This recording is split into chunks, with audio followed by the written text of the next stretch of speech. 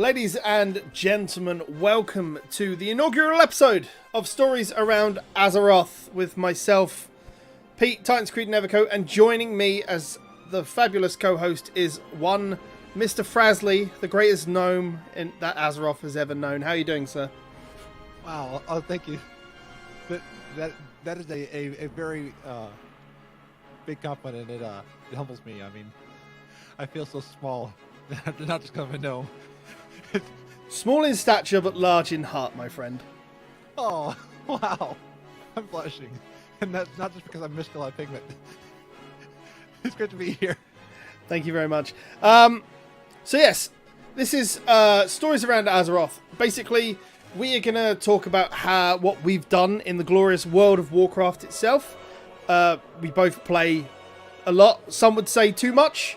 And we both do various things. Mr. Frazley himself does many podcasts and various bits around Azerothian news and everything else. I just play the game, to be honest. But I've been thinking about doing a podcast for a while, and Mr. Frazley was kind enough to join me. So, I mean, why not kick it off with yourself, Mr. Frazley? What have you done in the world of Warcraft this week? So this week, I killed off 2 Iron Man tunes, and I started a 3rd one, so I have been diving headfirst into the world of the Iron Man Challenge. And it's been a lot of fun. And how have you found it? Because what exactly is there to the WoW Challenge for those who don't know? Like myself, I know it exists, but I don't know everything that revolves around it. So part of the WoW Challenge is that it is, you go into it, you can only equip common gear and below. You cannot die, because if you die, you're done. That character is no more. The character goes through the Twisting Nether, but never comes back like the demons do. And part of it is you really try to experience WoW. It adds challenge. I mean, even just normal things that would kill you, you can cheese it in regular gameplay. Like, I die a lot, and it's really makes you think. Keeps you on your toes. You don't go into an area, take 1,000 mobs, and then like AoE them down. So it pushes yourself to really take things slowly. okay, I mean, it might be something to look at for myself. Maybe down the line. I've still got too many tunes to level all the way to max level myself. Currently, I'm working on my Horde mage at the moment, working its way through BFA content because I want I'm a bit of a mount hoarder myself. Same. I'm at 393, I think, on one character right now. So I'm about 7 away from getting the 400 for the achievement. And part of the way that I'm working through that is to do the Horde story, because there's the double agent achievement, which we haven't had since Mr. Pandaria. But that requires a lot of the war stuff to get done. But it also enables me to unlock Zandalari Trolls and Mag'har Orcs down the line if I want to do it. So there's that. I've started in... The first zone I did was Vol'dun. And I've gone from 110 to 118 on that. And I really, really like the story in Vol'dun. It's actually really, really good. Dot and Dolly are my best friends. They carry me through dunes of sand. Jesus Christ. They do. You're not wrong. I don't know. It's really good. I enjoy it. But otherwise, like, I've been casually playing my other 120 tunes, which is my Monk and my Demon Hunter. My Monk's nearly got the Heart of Azeroth to 150 just by logging in and doing emissaries and the occasional what is it? The war invasion thing. Yeah, there's incursions. The incursion, yeah, That's the incursions, and then the invasions if you're invading them. But if the horde's incursion on your territory and ruining your amazing sites in like Kiergard Sound and stuff like that. Yeah, so doing that, I think my Demon Hunter's at about 44. Yeah, 44. Yeah. On the heart. Yes, yeah, on the heart, yeah. So, but both of them, I think my Demon Hunter item level wise is up to about 380, and my Monk's at 390. So they're all a bit of fun to play, in various bits and pieces. What about you? I mean, I noticed that on your streams and bits and pieces, you've been leveling your Cold Tyrann. Yes, I've got a Coherent Shaman. It is now level 111, and I'm working getting it to 120 because I want to have, at this point, 4 120s. It's alt-itis is a big thing, and it's a disease that I cannot get rid of it, and it's so much fun. I mean, I have Frazley at like 369 item level because I'm not playing Frazley, I'm playing everything else. I mean, you only need to play it. I mean, this is the biggest break I've had from raiding since I've started playing the game. So it's weird that I have all this extra time in the evenings, but I can use that energy to do other projects and bits and pieces and various other things like this, for example. But it's weird to not raid, but still get the item level. And it's part of the thing that I'm looking forward to 8.2, because there's a faster gearing up progression up to 430, which I think is current mythic level gear. That sounds right, because like right now I know it's around 420 for the current eye level. Or below. So heroic stuff gives 400 heroic Desire Law. That sounds right. Yeah, I'd have to Google it to find out, or log in the game, but that's effort. Because I know that the All Things Azeroth crew are currently fighting to see who of the non-raiders is getting their eye level up, and I think like Toasty just now got to 400. Oh wow, that's pretty good. Because Madros doesn't raid, and Madros is like, "Hey everybody, look at the eye level I'm having!" Like, and Toasty's just like, "Madros." It's hilarious to listen to. They're a great crew over there too. I think it's a big point, because I remember, I think it was on one of your other projects. It might have been Genome, where I popped into your chat and was talking to yourself and Michael.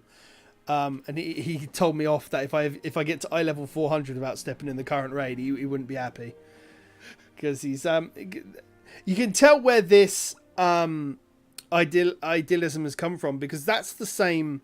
Because I think this is the first expansion that he's started raiding properly, and I remember that idealism when the badge system was brought in Wrath of the Lich King, and how raiders were like, oh, but the casual player base can now get the same gear for like not putting in the raiding effort and everything else. And it's just like, meh.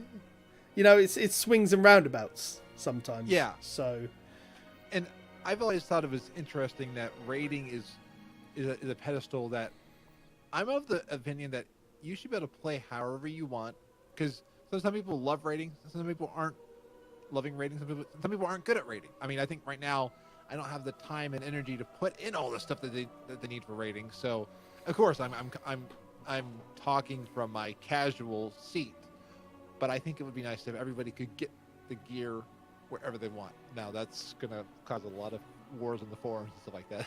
I do agree, but it's about, do I agree from the standpoint that I'm not raiding anymore?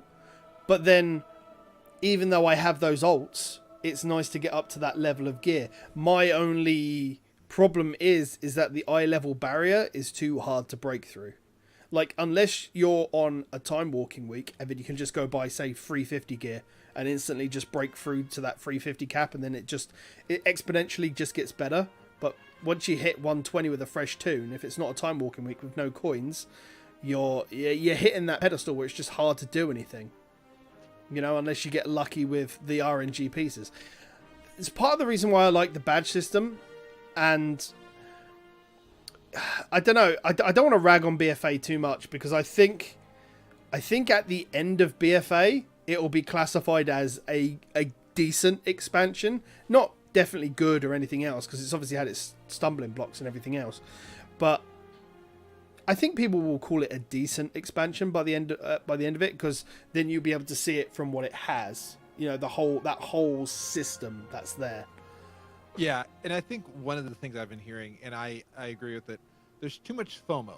There's too much fear of missing out, that you could possibly get something with Titan Forging here. You don't know what to do and what to focus on to get that gear, because you're like, but I want to do this, but this emissary might give me something, but this could give me something over here. So it's hard to figure out where that progression path is because everything can possibly get you something. I mean, I one time opened up a chest and it gave me a bit higher gear than I realized. I think that's what Blizzard are aiming for, though. It's part of their always keep playing mentality that's existed since...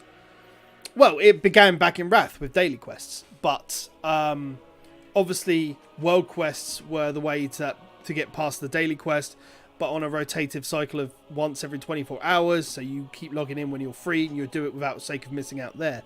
But with the fact that gear can do it, it's like, well, you best go do, if you're trying to break through, you never know, this piece of gear might Titan Forge, it might break you through that gap and everything else.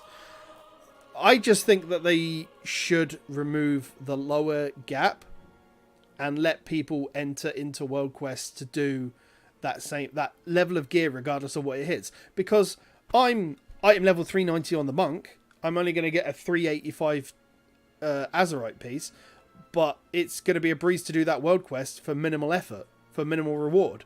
You know, even if it does Titan Forge, I've got the stats might not be right and everything else, and it might be a bad Titan Forge. That newly freshed 120 has got to put in 3 times the effort for a much lower minimal eye level piece.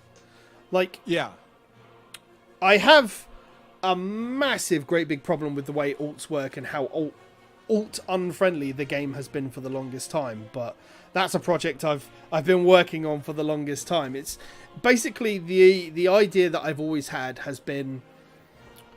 I think the best way to put it is Star Wars: The Old Republic had something they tried to put in, and they called it like the family tree or something along those lines. Basically, my idea was something similar. You call it the Book of Ages. It's an extra tab that's on your spell book, and you basically link in your achievements, but it makes everything that you've had from top end WoW. You've leveled new characters from level 1 from 20 with your allied races. It's a pain in the ass doing quests and not having that Flight Master's whistle after you've got used to it endgame. Oh, it is. Exactly. So my idea would be anything that you do on a main character or across your account has exponential bonuses across the thing. Okay? Now, the reason you put it as part of the spellbook is because you can choose to turn on or off those bonuses at any time. Okay? So it's just like a toggle in the book that you would do. But say, for example, on your main character, you've explored all of Kalimdor, you've got Lore Master in all of Kalimdor. Once you get Explorer and Lore Master in a particular zone, say Desolus, for example, your Flight Master's whistle, you will instantly, if you don't have it on any character, you've got the option to immediately get it, but you can use any flight point in that area that you've got Explorer and Lore Master in for that zone. So it allows you to get boosts for that character in that zone. And I like that because you work for it, but then you get the choice of wanting to enable, because that's one thing I have heard. Exactly. The reason why people don't want it is they want it all to feel different. I mean, yeah. Blizzard's trying to cater to both groups, and I'm with you. If I got it on one alt, I would love to get it on all of them. I think it's easier, but then you could do stuff like if you've got Lore Master and Explorer for the entire continent, then you would say get Pathfinder of Kalimdor. That gives you 10% movement increase on all your characters, and allow you to fly in that zone. You still have the normal mount restrictions, like you won't be able to fly till you're 60 anyway. So, but you can get your 10% movement speed across the board there. But it's just stuff like this and various other bits and pieces. Like you hit Exalted with, the Night Elves on Frazley on your main gnome, and then you level up something. The bonus you'll get for hitting Exalted is that anyone else on your account that chooses to accept it will get the 10% bonus reputation gains. Just like they did in Mr. Pandaria when you got to Exalted and you bought the item, and anyone on that account can do it. You just have to tick it on. I think it's simple stuff which uses an already in-game system, being the achievements, and you can use it to buff the rest of your account. And that means if you choose to then, at a new expansion, turn around and choose a new main, no one's punished because everything's already there unlocked across the board on your account. It would be able to bring in the job system benefits of Final Fantasy XIV but keep it in the realm of alts. Exactly. It just makes it a little bit more alt friendly without breaking the game. And as long as they do it with the option to turn bits and pieces on and off, then you will please everybody. Sure, you'll have an outcry of why is this here, but if it comes with the caveat of you can turn this boost benefit off, people can still get that classic, well, not classic, but they can still get that original leveling experience if they want to do it. It's the same way as heirlooms are there, but you've got the option whether you wish to use them or not. Yeah. Wow. I like this. I kind of wish this was in now because I'm like, I'm going into the game like, oh, this is not there yet. It's the problem about hearing anything that you like the sound of is that you want it. Yeah. Classic WoW. It's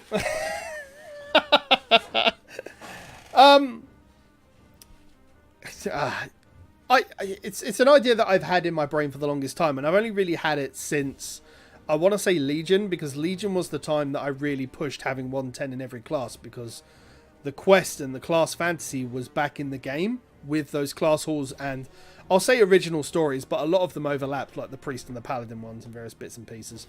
But for the most part, they were original stories, and you know, the benefit for doing those class quests were getting the mount reward at the end of the game. Yeah. Oh, well, as well as your artifact weapons as well. But I don't know. Is there anything that you'd like to see that would make the game more alt friendly, or just anything that you'd like to see in Warcraft in general? I mean, I've always been I've loved the class system of Final Fantasy 14. That's one thing that I liked is, say you're on a character and you want to make your own. I've also liked the way that ESO did their system, that you started as your base class, but then you chose, hey, I want to be a mage, but I want to be like Anduin and fight with like a sword. I mean, you're able to change your character and add a little bit, so you're not boxed into one thing. It's kind of what we had with some of the talent trees in Classic, but a little different. And that I do like. I think characters need to be a little different. It does feel cookie cutter in a way, and that if you there's a point where if you don't pick a certain thing on a class, you feel like you're missing out. I think a way that could be done would be, and again, it's something else that I've had floating in my brain for the longest time. It takes something from the old WoW role-playing books, which was having... So what they did, and you'll have to excuse me if I get this incorrectly, but there was a way you could have a class, and when you got so far down it, you had a way to increase the class. Now, say, for example, take a mage, for example. You've got your normal Frost, Fire, and Arcane. But what if, say, as part of, say, 9.0 or something, you find a way to... There's a way that you've used all of the Azerite gains, and you can use the impart power that you've gained in part of the Heart of the Azeroth to improve your class. So, for example, a mage as part of the 9.0 pre-patch and that, they'd find a way to become a battle mage. So they would say, be able to use plate intellect armor, so that it's not just holy paladins using it. They can get they can already use swords and bits and pieces, but then they can use a shield as well. So again, those intellect shields aren't going to go to waste either. But it becomes their fourth talent tree, as it were. So at the end of the day, while we could do this for everybody else, it does leave druids, because they already have their 4 talent trees available to them. But I'm sure there's a way that you could have a certain buff that's available to it and everything else. But then for those people that do that, and they do that quest chain and they're rewarded for doing it during the pre-patch, they'll get a cosmetic for that class or something. Whether it's like a small pet or like a... I mean, they're tinkering around with, say, these transmoggable, like, legendary essences with a neck. Maybe a new spell effect or something that's tied to, say, a necklace enchant down the line that's available in the transmog store or something. Transmog store. Transmogrification. I don't know. I have too many ideas that I have up here in my brain, and it just... Hey, that's how some of the best ideas come, is if you bring in the idea out, you never know who will be like, hey, that's a good idea. And they are kind of going with a little bit more player agentry, especially with there's a couple quests that you choose how the quest goes, or there's one where you choose. There's something that can go on your head, which I still need to do that quest, but you choose if something goes on your head or not, and it adds a choice to your character. So I think that we could be heading into a ability where characters are a little bit more diverse. It would be interesting. While I do enjoy it, because I've got that quest, as you said, on my monk at the moment. I haven't chosen to go and get it removed. I've just left it on. Haven't seen anybody else with it, but I think that's part of the problem of being on a quite low population server that I'm on right now. I might just get rid of it because it annoys me when I'm in a capital city because I lose my head transmog and it goes with the rest of my outfit. So I don't know. But the problem I see with it is that unless they go along the line of Sylvanas leaves the Horde and not a third faction within the game, because that would just throw off all the class mechanics and everything else for races and everything else, but they make her up to be what Garrosh was, where he leaves the main Horde and, you know, goes and gets whatever to set up whatever for the next expansion. Then as long as we're not killing her in the next expansion, because that's what this seems to be at the moment. Main protagonist of one expansion leaves as the reason to start the next expansion, but dies. You know, at the beginning, it's I mean, you just have to look at it. Mr. Pandera, Garrosh into Warlords, started it. Main antagonist, started it, dies at the beginning. Gul'dan, alright, he lasted till the second raid, but he was the reason we had Legion, and then he's dead. So. And Sylvanas has made a pretty big green person very angry. So it's gonna. Yeah. Yeah, certain green individual who has rejoined us is yeah. Well, and I think she's already made her bane of her existence also going to be there too, because Bane is furious. Bane's been furious with her since the beginning. I mean, since Bane cut off since Sylvanas cut off Bane's connection to Anduin, and then in the beginning things of BFA, where Bane's like, for the Horde, I'm going to kill you, but I'm resisting because I'm a Tauren. So yeah, I think this green person works with Bane. I think we have a pretty good system. I mean, it's a lot to see in 8.2. I think whatever Blizzard choose to do with Sylvanas, whether it's I don't think they'll kill her. I'm quite sure they'll move her away and make her the big bad of the next expansion.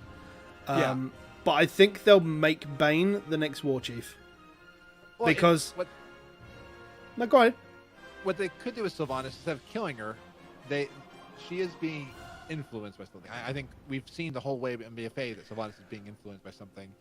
So she's not dead, but she's turning. I think this is what Blizzard is choosing to show us as a way of making the player think that all of her interactions are not of her own design. Like, at least Garrosh, for all of Mr. Pandera, and don't get me wrong, this isn't a hashtag Garrosh never did anything wrong type thing. Everything Garrosh did at Mr. Pandera, he did it with motive. And I think that if at the end of the day they turn around and with Sylvanas said, it wasn't me, I was being controlled by the giant squid under the sea. I think it's lazy storytelling, to be completely honest.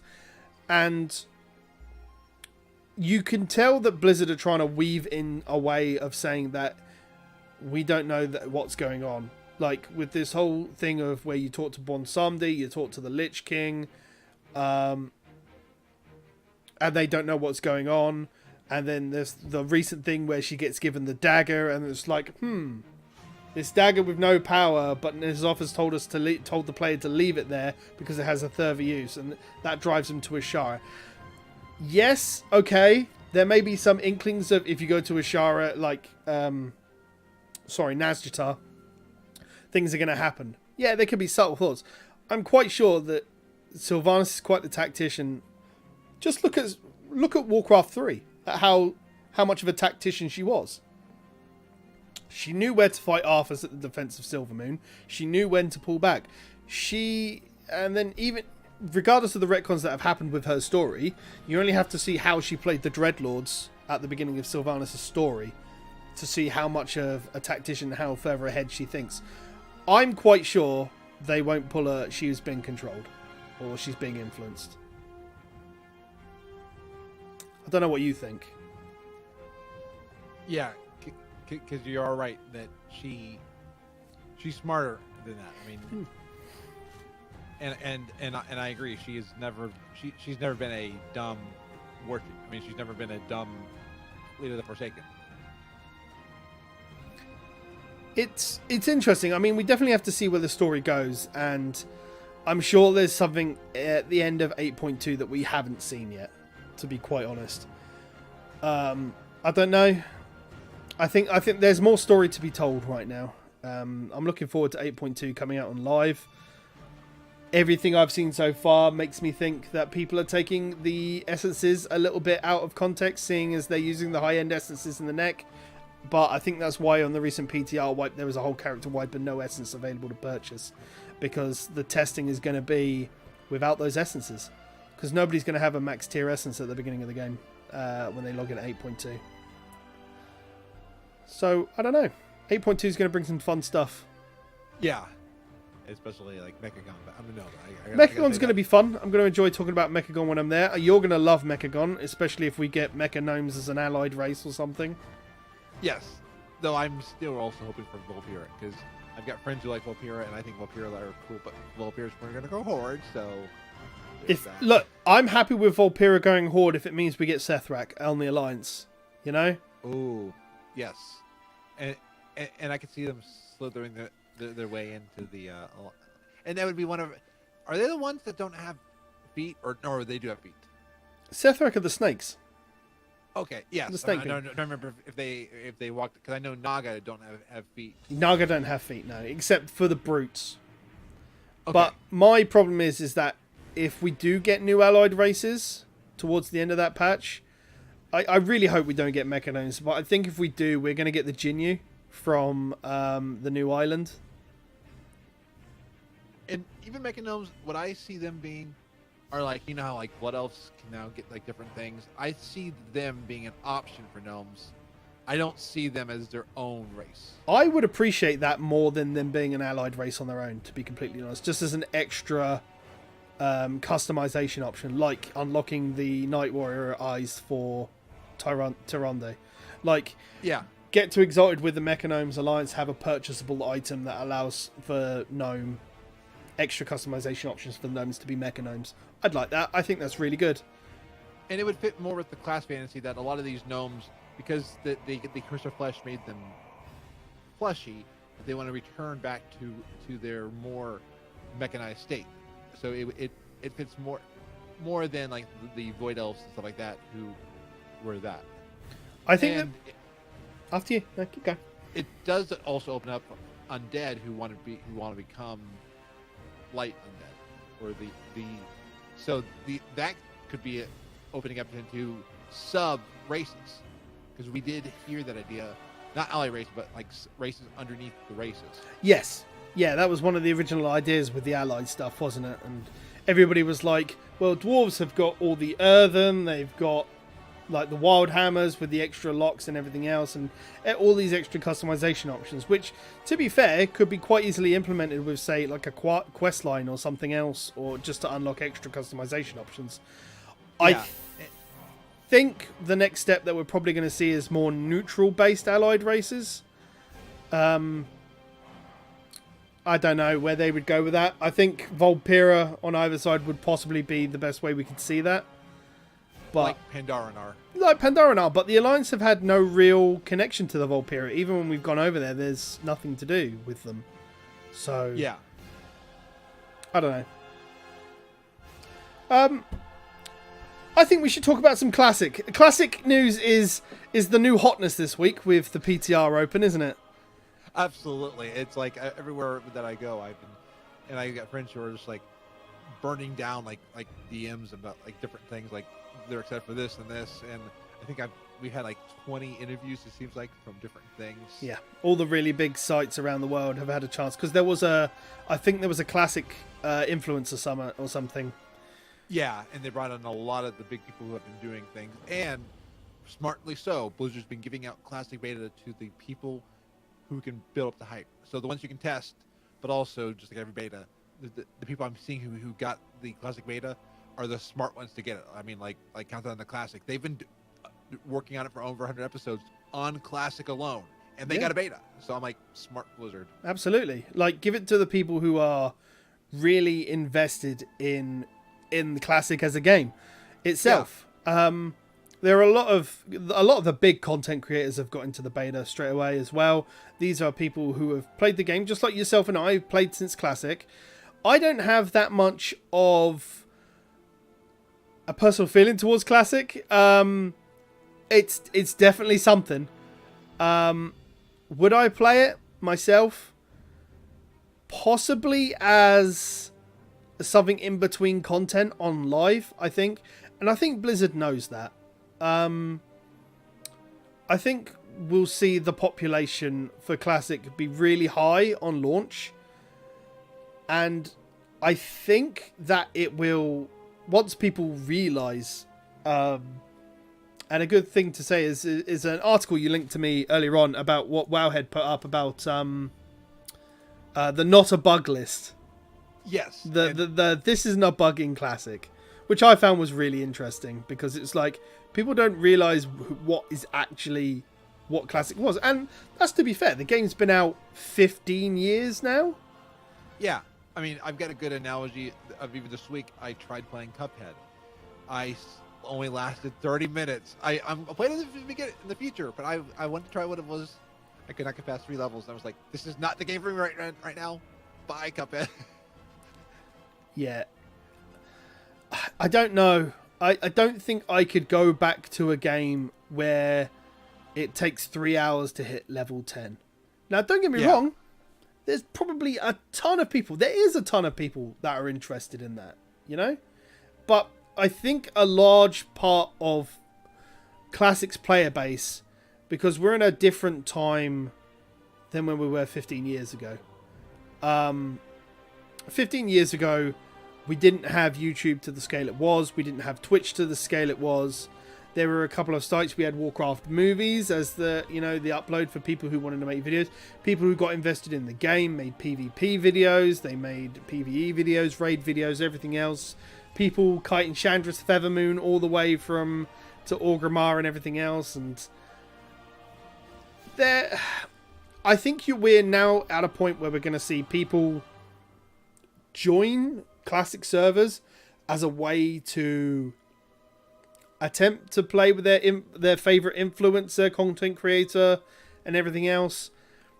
And I think that's why we're going to see a large spike in a population for Classic on launch, because the minute that hits the gates in August, it's really going to turn around and be wherever Asmongold, wherever Preach goes, wherever S-Fund goes, all the big EU, US content creators, people are going to flock to them. Like, you only have to see that Classic has that following. Like, Asmongold did Dead Mines the other week. He hit over 100,000 concurrent viewers doing Dead Mines. Wow. On Classic. Now, he was obviously doing that to show that, he made an offer with his Twitch. It's like, if we wipe, I'll throw out some gift subs.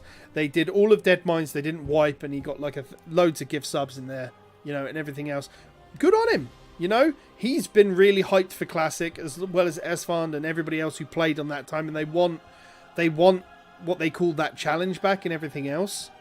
But I think Preach put it well the first time, like when he put out his Classic videos, and he prefaced it saying like his chat wasn't all there properly, but he talks about it in his video where he's running Ragefire Chasm, where the gameplay is not as good as where we're at now, but the game, it feels slower, but the gameplay's not there, but it feels good.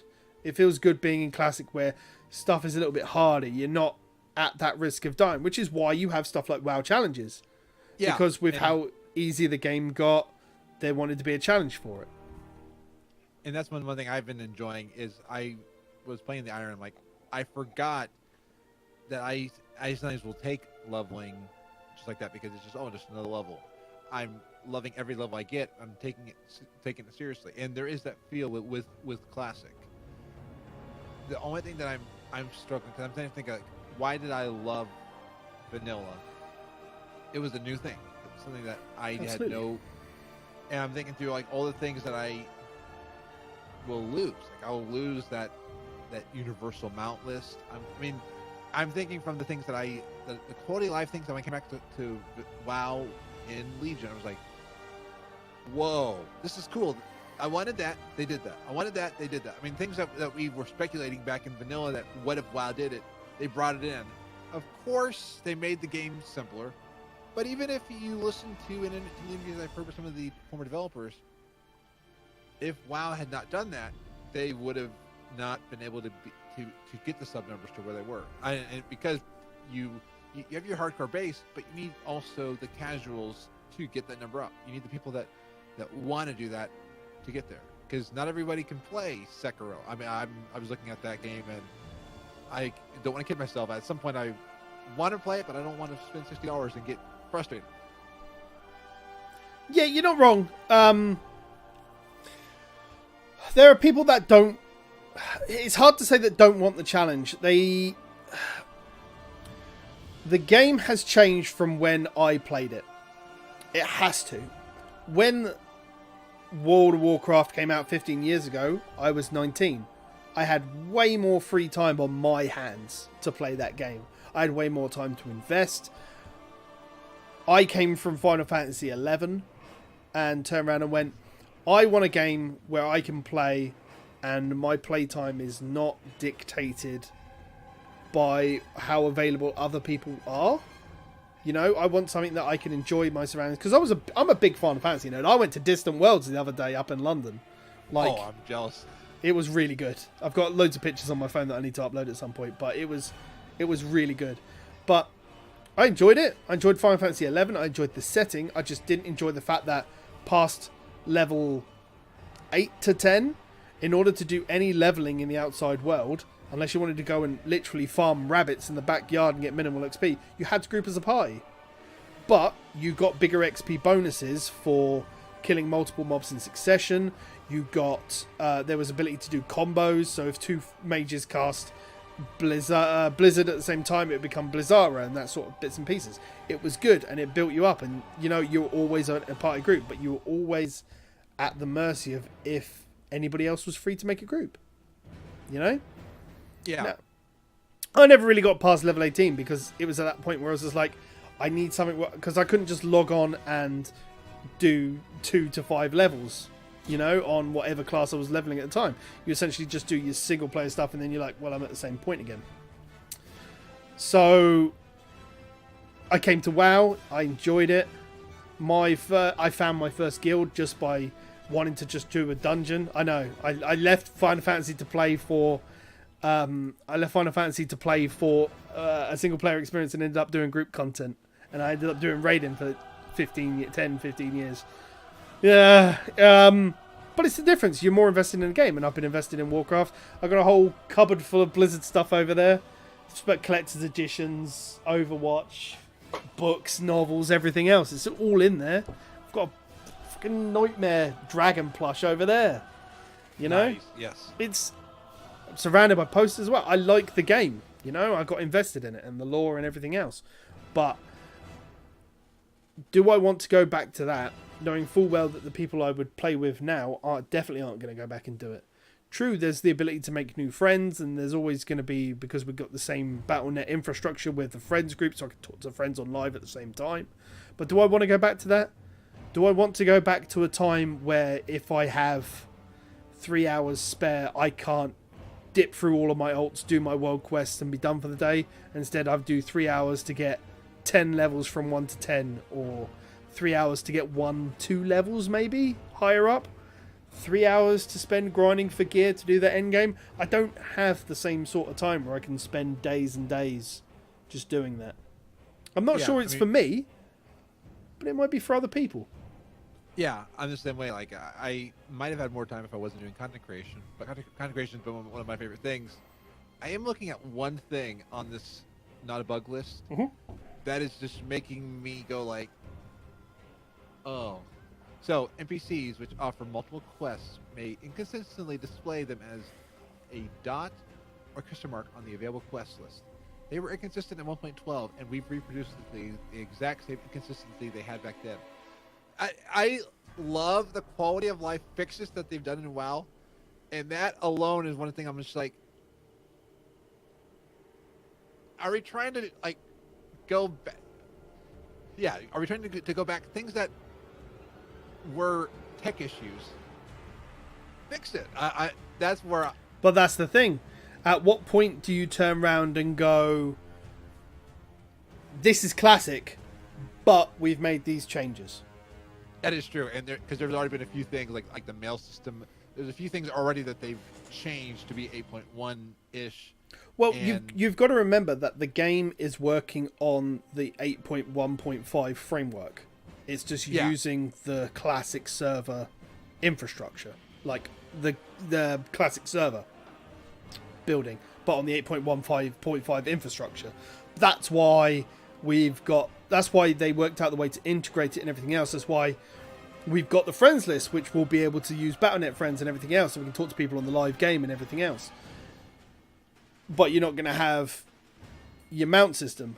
And I remember collecting all the mounts in the game before we had that. You know, when they introduced it around, I had 50 mounts in my bags and got the albino Drake the minute the Wrath pre-patch launched with the achievements, and I got the albino Drake, and I had 50 mounts over all of my bags and my guild box. Wow. Because there was no way you clicked it to learn. You had them, and you clicked on the one you wanted to use. And it took up bag space, and you didn't have the 4 extra BFA security key. I mean, you didn't have the giant 32. I think isn't it now like 34? I think is the biggest bag you can get. I might be wrong on that though. I'm still in Hex Fleet because of how expensive the bigger bags are. But yeah. And I see what you mean, because like this bug, the APC bug, they intentionally. It's fixed in 8.2 code, the code that they're running on, but they went back and made it run like 1.2.12. But then like the mail system, they're making the mail system run correctly. So I mean, there are certain places where, when do you decide that you want to keep it class? I mean, it's a fight that I don't have words for it, which is why I'm struggling to figure out the words. But I struggle with that. I struggle with, there are certain things that I want to fix, but we want. I think the problem is where do you draw the line? Like the minute you change one thing, how much more do you want to change? Like 5-minute blessings. You know, when you start getting to Nax content, AQ and Nax content, those boss fights are going to last more than 5 minutes, and you're going to have to re-bless mid-fight again. And that was something Paladins had to do. It's a battle shout. Battle shout on a warrior in Classic is 2 minutes. But then that brings us on to the next question. You know, we are going to be stepping into a world of WoW Classic where the information is going to be widely known of what's available in the game, where stuff's hidden, rare mobs, spawn timers, everything else. The difference is now we're also going to have modern day add-ons that are going to work with a Classic interface. Weak Auras, as an example, already announced that they're going to have it working with Classic on August launch. Weak Auras, that's going to be insane in a Classic thing. You know, Weak Auras was something that wasn't a thing. You had class timers.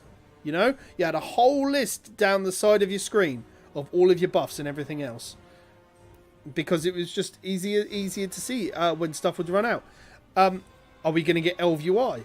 You know, do you remember back in Classic, some of the biggest add-ons we had was Atlas Bar at the top of your screen. Had all your gold and everything else. Now we're going to have stuff like Elf UI. You know, you're not going to have X-Pearl and all these other add-ons. You can have Elf UI that's probably going to be built for Classic, that's going to be ready to go in Classic and everything else. add-ons, and there's going to be like less server lag as well because it's on the newer infrastructure as well. Which I'm fine with that. I'm fine with the tech being better. Yeah, no, absolutely. Like, I'm excited that I actually could possibly, if I get a character up in time, I could experience Encourage and not be a slideshow. Yeah, no, I remember only being able to go to Ironforge and just hand in my measly linen cloth. Because I wasn't at all wool and silk cloth and everything else, and just to try and help for this thing that had extra quests. I didn't know what it was for. It was extra quests that were there that I could hand stuff in to get that extra experience to hit that next level. Same. And I was like, I saw the patch notes and I was like, oh, this Encourage thing, I was interested, but I never went out the Silthus. Maybe once or twice, but I never went to the site because I think if I did, it was like, I'm trying to remember why. I still remember turning in those things. You know, I was in Orgrimmar for some reason. Before he was a gnome, he was Horde. But I was also Alliance. I guess I was on a lot of different characters. It'll be interesting to see how it works. I mean, and I never want to come off like I'm against Classic, because I'm not. I'm not against Classic at all. I don't ever want to be those naysayers who say that Classic isn't good. I think if people want it, it's impressive what they're doing with it, and as long as people know what they're getting, that's the only thing. I want people to know what they're no, absolutely, no, completely agree. But people also have to look at it without nostalgic vision. You know, people have to know what they're getting in for. And I've occasionally been dropping by Asmongold's stream. I have to turn off his chat because it's a little bit too much for me. But watching him in Classic, and even if you don't want to watch his stream, there's lots of YouTube stuff where people, because he's a big streamer, there's a lot of clips and bits and pieces. You can see that the people he surrounds himself with and the community he's trying to build, regardless of what you may think of the type of people that it may draw in, he's clearly having fun with them. Yeah. You know? And he's in the content that he enjoys. He's going to look forward to when it comes out on live and doing it there. But, you know, that's the thing. It's going to be there for a different subset of people to enjoy. And these are people, a lot of people that are already subbed to WoW. And it's going to draw in a lot of people who aren't subbed to WoW, because they're gonna be really cheeky, and they're gonna essentially launch it as a new MMO, which is gonna have a sub fee, which doesn't work in today's current environment. There are very few MMOs that will launch with a sub fee these days. Yeah, but I think it's brilliant because it brings up revenue. Because the other thing that it's gonna help all of us, the fact that we're gonna have revenue that this tiny indie company needs. Yeah. So I did hear Geek Azeroth said that they think that the subs are about 2 million right now. So if we can bring the subs up for WoW, that can only be a good sign, and it can show Blizzard, don't get rid of it. It's true. My other question though is, because all these people have been playing WoW and Classic already for free, are they going to want to pay money? That's because I do know a few people who intentionally play WoW against the rules because it's free. That is true. But then these private servers also have, you know, certain things. Some try to keep it classic to the way, and some don't. Some let you play silly buggers and everything else. But or Lamborghini. That's it. Drive around in that Toyota that just flies out of a dragon's stomach. If you remember that old ad. Oh no, I didn't see that one. But I saw the video of a server where you donate money and they give you a Lamborghini. I'm like, but that's the thing. They're paying money anyway. This is the thing. The people who are playing the private servers because it's free will continue to do so. Yeah. This entire Classic project is specifically there to draw in older people who used to be subbed to WoW or are still subbed to WoW that want to play. And, you know, I fully expect it to be, when it comes out, the big content creators are going to blast it. They're going to play it for a week solid, as much as they can. They'll get to max level and we'll see that. But eventually it'll wear on them, you know, and they'll clear whatever content will be there. I believe first one is Molten Core, Onyxia's lair, and I want to say Blackwing lair, but I might be wrong. I don't know. But once they've done that, they're still gonna split it up, and they'll do their weekly Mythic Plus on live. They'll do their weekly raiding and everything else. And because these content creators will still have a following on live that won't want to touch Classic, and they'll have a following that wants to do Classic but not live. It's a thing that it's gonna be, and we'll see what happens in 2 months and a week. Yeah, and I definitely don't want to say that's going to fail, because I think it's going to succeed. But yeah, I think it'll exceed. I think people's expectations vary between the realistic and the unrealistic at how well it's going to exceed. I think if we ever get sub numbers again from Blizzard, they'll just do sub numbers and not say we have X people paying, but X people on live and X people on the Classic. They will mention how well Classic goes on its launch because of how many people it will draw in. I guarantee you on that call that's what that will do. But we'll see how well it does. I mean, they've got to a point where they're specifically not mentioning numbers because of Final Fantasy, in fact. Because I believe Final Fantasy's up to... It hit about 4 million concurrents at one point, and it overtook WoW. But that sounds right. That's because it's just something different, and people have played WoW for 15 years and they want to play something different. Classic might be that difference that brings them back. We don't know.